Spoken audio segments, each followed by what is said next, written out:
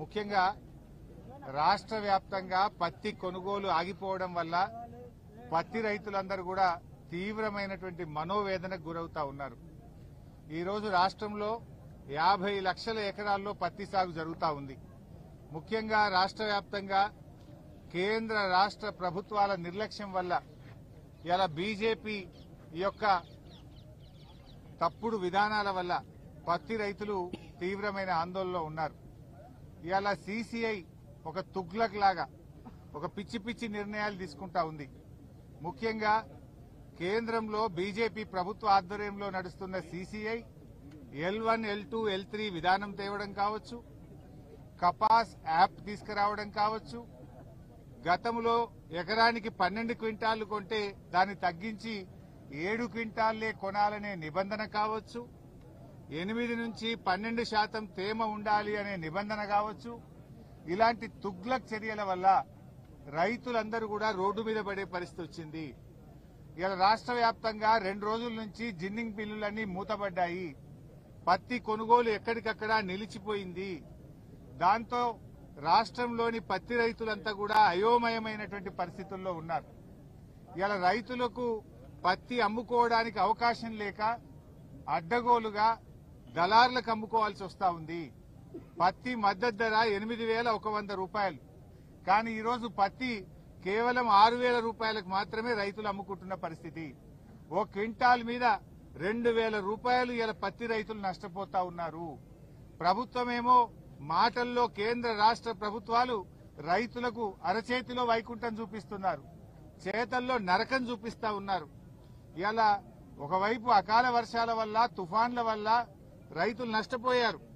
ఆ రైతుల్ని ఆదుకోవాల్సింది పోయి తుగ్లక్ నిబంధనలు తెచ్చి రైతుల్ని ఇంకా నిండా ముంచుతున్నది కాంగ్రెస్ బీజేపీ ప్రభుత్వాలు. రేవంత్ రెడ్డి పొద్దున్న లేస్తే ఢిల్లీకి పోతాడు. నువ్వు 60 సార్లు ఢిల్లీకి పోయినావు కదా రేవంత్ రెడ్డి గారు.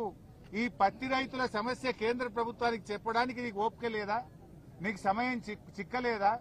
ఢిల్లీకి మూటలు మోయడమే తప్ప రాష్ట్రంలో పత్తి రైతుల బాధల్ని కేంద్ర ప్రభుత్వానికి చెప్పే ఓపిక నీకు లేదా? సమయం నీకు లేదా అని నేను అడుగుతా ఉన్నా. 60 సార్లు పోయినావు కదా ఢిల్లీకి. ఏం చేస్తున్నట్టు నువ్వు? బడే బైతో నీకు మంచి సంబంధాలే ఉన్నాయి కదా. మరి చోటే బై పోయి ఆ బడే బైని కలిసి ఈ పత్తి కొనండి, మా పత్తి రైతుల నిబంధనలు సవరించండి అని చెప్పి చెప్పాల్సిన బాధ్యత నీకు లేదా రేవంత్ రెడ్డి అని నేను అడుగుతా ఉన్నా. ఉప ఎన్నికల్లో గెలవడానికి విచ్చలవిడిగా డబ్బులు పంచినావు, కానీ పత్తి రైతులకు మద్దతు ధర ఇప్పియవా? 8,100కు అమ్మాల్సిన పత్తిని 6,000కు 7,000కు అమ్ముకొని ఇలా రైతులు నష్టపోతా ఉన్నారు. ఒకవైపు అకాల వర్షాలతో పంట దిగుబడి తగ్గిపోయింది, పత్తి చేన్లన్నీ దెబ్బతిన్నాయి.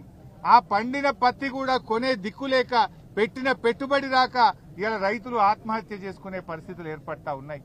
మేము కేంద్ర ప్రభుత్వాన్ని కూడా డిమాండ్ చేస్తా ఉన్నాం, మీరు పెట్టిన L1, L2, L3 విధానాన్ని రద్దు చేయండి, 8 నుంచి 12% తేమ విధానాన్ని సవరించండి, అదేవిధంగా ఈ కపాస్ యాప్ను రద్దు చేయండి.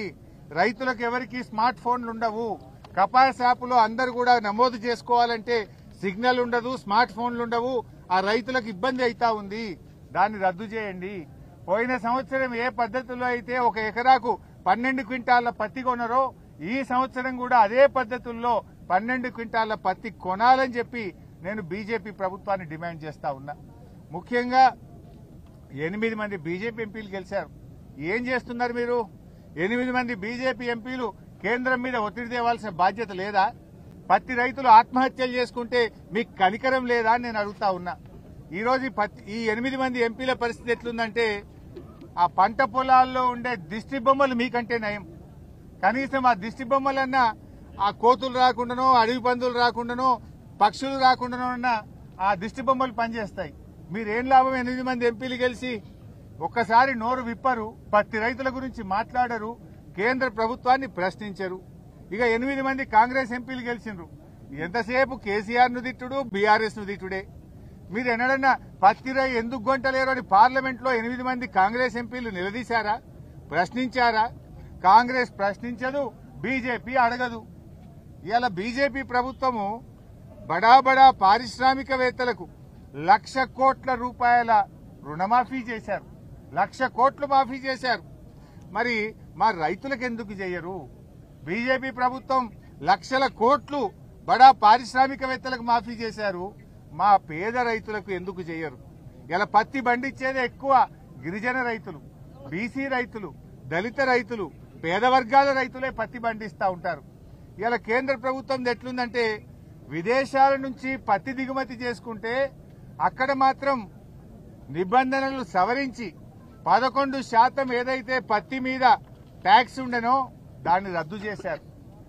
దిగుమతి సుంకాన్ని రద్దు చేసి విదేశాల నుంచి ఇబ్బడి ముబ్బడిగా పత్తిని భారతదేశంలోకి తెస్తా ఉన్నారు. దాంతో పత్తికి, మన రైతులు పండించిన పత్తికి డిమాండ్ తగ్గింది. వ్యాపారస్తులు కొనడం లేదు. 8,100కు అమ్మాల్సిన పత్తి వ్యాపారస్తులు 5,000-6,000కు కూడా కొంటలేరు. ఏమైందయ్యా అంటే మోడీ గారి ప్రభుత్వం విదేశాల నుంచి పత్తిని తెస్తా ఉంది, దిగుమతి సుంకాన్ని రద్దు చేసింది బీజేపీ ప్రభుత్వం, అందువల్ల పత్తికి డిమాండ్ లేదు, మేము కొనలేము అని వ్యాపారస్తులు చెప్తా ఉన్నారు. అంటే కేంద్ర ప్రభుత్వము మీరేమో రైతుల దగ్గర పత్తి కొనకుండా ఇక్కడనేమో కొత్త నిబంధనలు తెచ్చారు. ఎకరానికి 7 క్వింటాలే కొంటాం, L1, L2, L3 విధానం తెస్తాం, కపాస్ యాప్ తెస్తాం, 8% తేమ ఉండాలి. ఇక్కడ పండించిన పంట కొనకుండానేమో రైతుల దగ్గర CCI కొనకుండా ఇక్కడ నిబంధనలు కఠినతరం చేస్తారు. విదేశాల నుంచి పత్తి తేవడానికేమో నిబంధనలను సులభ